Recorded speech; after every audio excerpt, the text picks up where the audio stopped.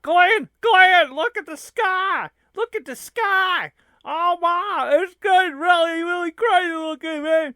Oh, good, Joe. Oh no, this Dark Milo and Sir William Esquire and Sergeant. Oh no, they got control of the world. Buddy, we gotta run. Where do we run? Hey, why don't we go up that big monastery up there? Oh no. You're right, Joe, you're right. Crackies, we gotta run up to the monastery. It's got nice fixed stone walls. At least we'll buy us some time for a little bit here. And so the guys run up to the monastery and knock on the door, and a door opens, and a friendly abbot, a new character greets them. Hello, who is there? Glenn Farfinger and Curly Joe. Well, how you doing? Why is the sky? Why is the sky already crazy? You guys get in here! Abbott, it's crazy out there. I must really ask the question, what's going on out there? I've never seen it look like that. Joe, you go ahead and explain. There's a guy called Dark Milo.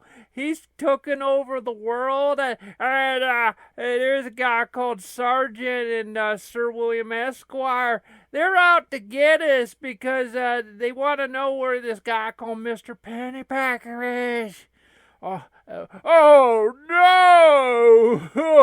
I just want to be in a nice, peaceful little place here.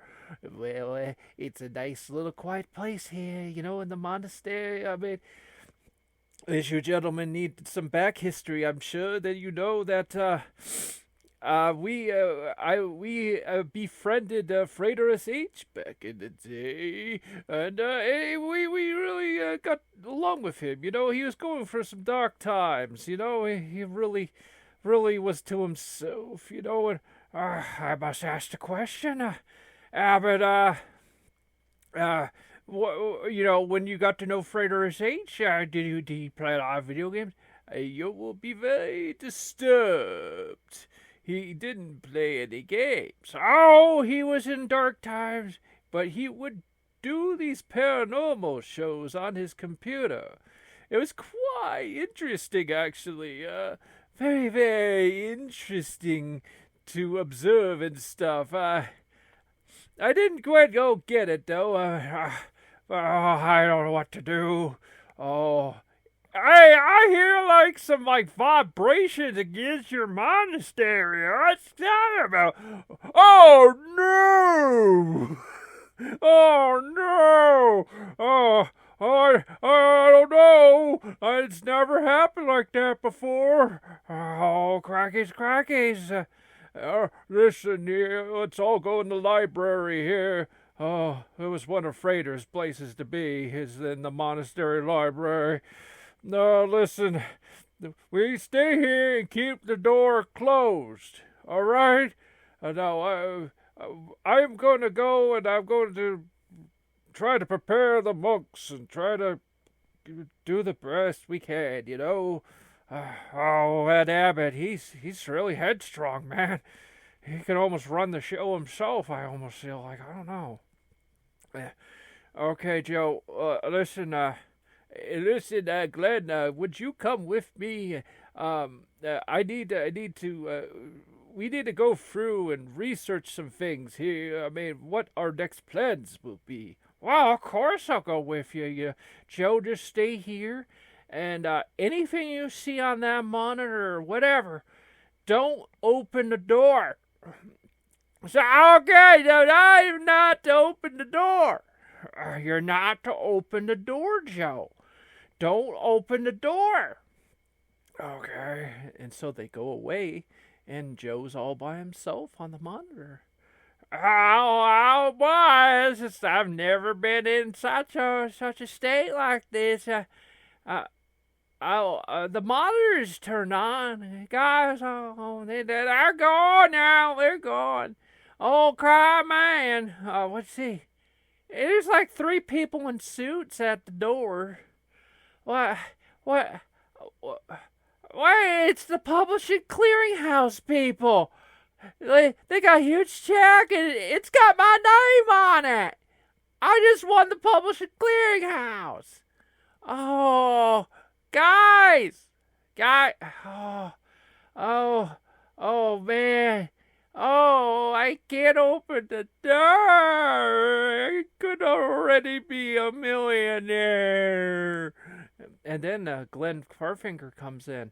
Oh, Joe, yeah, the Abbot's showing me some stuff here. He's trying to look at past histories and mythologies and things like that. So he's also looking in the Bible, see if there's any like signs for revelation that we could use to understand, what's coming towards us. And okay, good. That monitor is still blank.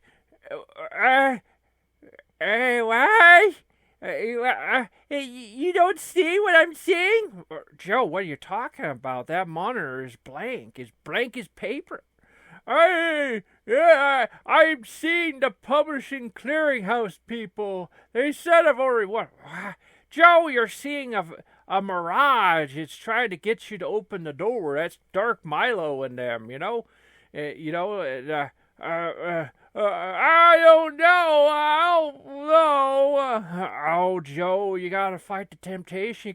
And then all of a sudden, Glenn Farfinger looks on the monitor, and he sees Billy.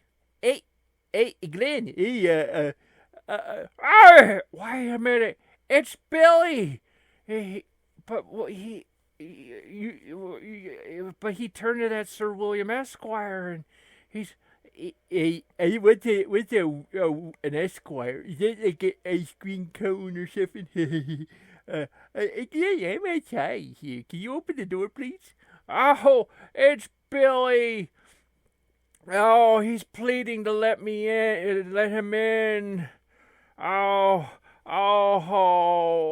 it breaks my heart. My poor Billy. He was all son to me. Hey, but you don't understand. I'm not seeing that at all. It's the publishing clearinghouse people. They're telling me I'm already a millionaire, Glenn. Oh, Billy. And then the Abbot comes in. Okay, so what I think the visions from Revelation is stating that we could use and understand. And he sees them both distraught. Excuse me, what is wrong with you two? Abbott, it's the publishing's clearinghouse people. They said I've won. I'm already a millionaire. The publishing clearinghouse people. There's nothing on the monitor. And then Glenn says what he sees. It's Billy. It's Billy's on the monitor. He's pleading to let me in. I let him in. Abbott, I gotta open the door. Oh, no, you two, no. And they open the door. And they open the door. Suddenly, everything turns white, and they're lost in a weird dimension. Oh, no. Oh, those two bumbling idiots. Oh, I gotta save them. I can't allow them to be captured by Dark Milo. I gotta help them. And then the Abbot sees what happened and chases after him to save them. But then suddenly robots appear and chase them. But they find the door to the monastery thanks to the Abbot and run back. My! These big robots chasing us. They look like big Aunt Jemimas or something. I don't know. My! Joe, what is going on? Okay, the Abbot is like guiding us back to the monastery. So, oh my goodness. They think they are safe, but all of a sudden, a weird alien noise agitates them. It sounds like the Dumb and Dumber sound. Like, my ears!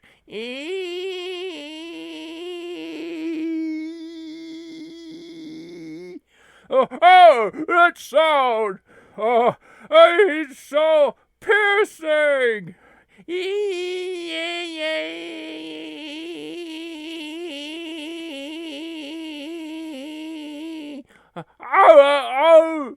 My ears, it's so painful. The monastery changes into a black hole, and they're left floating, with only being able to play a video game.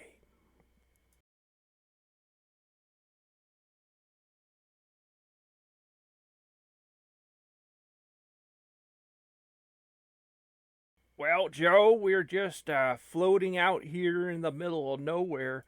Luckily, there's still a video game we can play or something here. Oh, crackies. It's really nuts, we got this floating video game console and TV out here, and yeah, it perfectly works without electricity.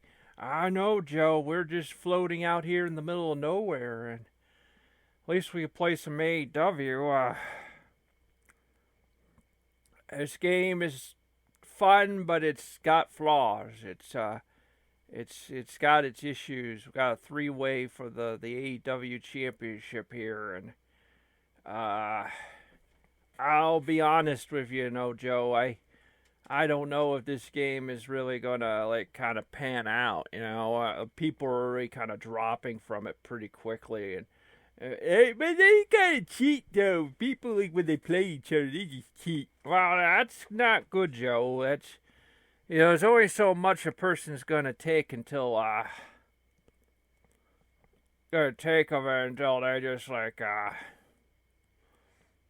until they just basically just say, I'm not going to play this, Trust me, I mean, there's people at one point that bought, Ghostbusters for NES. You think they still play that, Joe? Yeah, they don't play that anymore. Well, they don't, Joe. They just don't.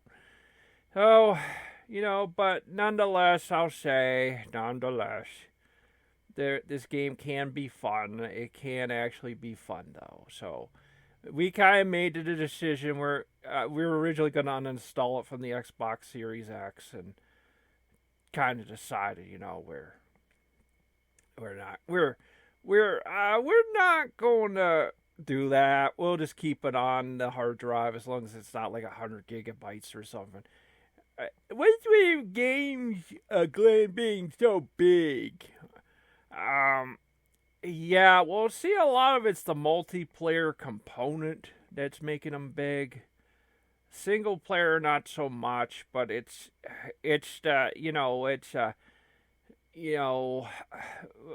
got games, Joe, like Microsoft Flight Simulator's 200 gigabytes. Wow, that's really crazy. Wow, that game's understandable. I mean, it's probably one of the most... If you wanted to really ask the question of us, what game really tests the Xbox Series X?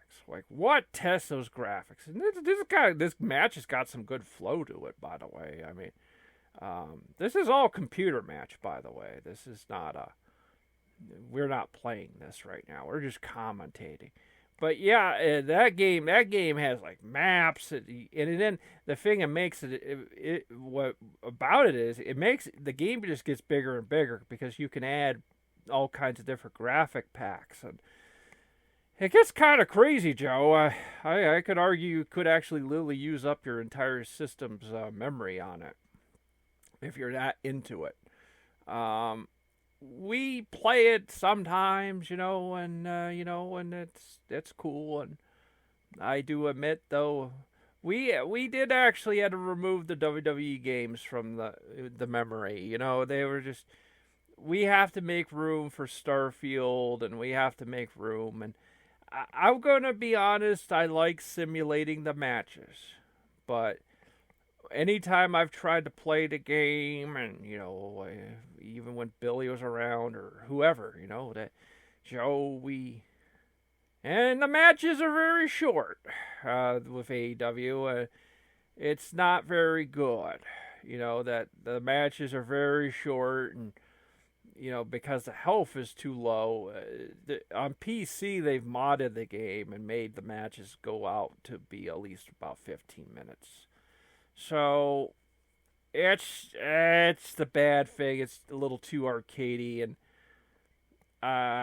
it's a problem when you don't really know what direction you want to go with being a simulator or an arcade game or whatever. They decide they want more arcade game, and not understanding people wanted longer matches, but at the same time they want, you have the control of a game like this, you could do something about it. I don't know what it is with people's arms in this game. They're like intensely short.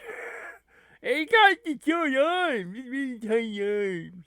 Oh, they're really short, Joe. I mean, I like the sort of intergenderness of the game. I like that you can be a woman and fight other men, or you can fight other women. And I know someone could say, well, isn't that risky? I mean, because then you could say, well, your game is about beating up women with men, and while pro wrestling's supposed to be a work, I mean, it would be different back if this came out in like the early '80s, if the technology existed, because then you could say, well, you could say then, because wrestling was more real back then. So you would say you can't do that. The men will just pummel the women into bits, so. But nowadays, a person would have to be literally very stupid to boop. She always gives you the boop on the nose. It feels good. It really feels pretty good. I like it. Oh, it would feel good, Joe. Cash Wheeler. I don't know who he is. We just picked him. These matches are very, very, very, very short. We did the best we could with these. It's very hard to make them longer, because if you go too long with the computer and it's starting to do damage to you, you can't regain your health. So that means at any time, see, we are actually playing this one. We're being the lady who boops you on the nose, because it feels good. It feels real good to get booped on the nose, and you can knock down that railing. By the way, you got to give them credit for some environmental damage. That's actually pretty cool, and so. It's a thing where the game has some real satisfactions with some things, but it's like at the same time it's kind of like, I don't know. It's kind of like, I don't know. It's just sort of like kind of weird, It's just short. It's very short matches. But like I said, the game. But the WWE games, the reason why we took them off, we may put them back on the system eventually, but we simulate a lot of matches, we recorded a lot of matches too. So if we ever needed something for the show, I guess we could, maybe around WrestleMania time, we could do something, but, like, 23 doesn't have Stone Cold Steve Austin, so you would need to make Austin, and then, but of course, then the announcers aren't going to, actually, we're being Cody. I thought we were being, the boop lady, the space boop lady, the space boop lady. Apparently, we're quitting the match. I don't know what happened there, folks. I don't know why we quit the match. Something happened. I think we lost control of our character. I know we're exposing how we do this. We commentate after we played it. There's some on the Reddit we read that is a problem, that sometimes you'll play this and then all of a sudden you just lose control of your character, and then you're like, what is going on, and we're being Jade Cargill. She's like ripped, bro. She's like ripped. That's yeah, peak performance. Well, that's kind of where you want to be in your life, is to be a Jade Cargill, Just be ripped, and unfortunately, I think she was actually let go by AEW. I don't know what the deal was, but you know, these promotions with sometimes their politics and stuff.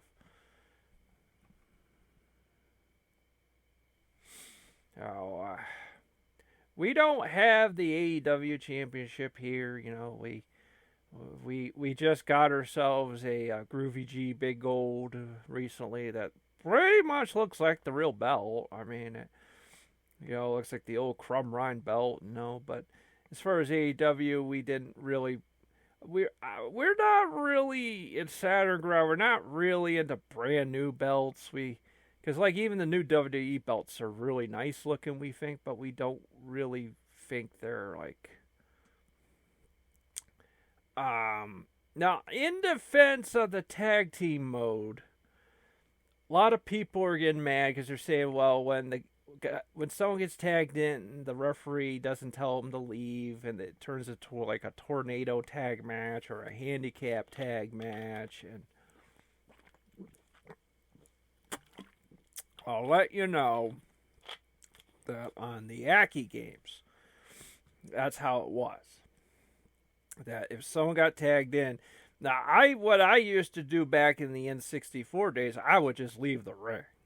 Okay, so that's what I would do.